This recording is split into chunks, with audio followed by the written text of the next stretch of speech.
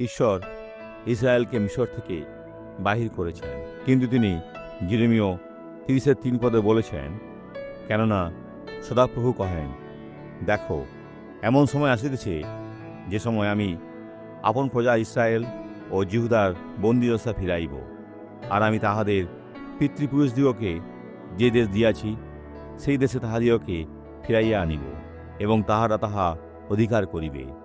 যদি তারা ঈশ্বরের প্রতি ফিরত, তাহলে কিছুই ঘটত না। আপনি কি কঠিন পরিস্থিতিতে রয়েছেন? আমি নিশ্চিত বলতে পারি, এগুলো কিছুই ঘটবে না যদি আপনি বিশ্বাসে দৃঢ় হন, বাক্যে দৃঢ় হন, ঈশ্বরে গিয়ে ধন্য হন, আর ঈশ্বরের মহান উপায়ে আপনাকে গড়বেন। আপনি অনেক আশীর্বাদ লাভ করবেন। প্রার্থনা করি।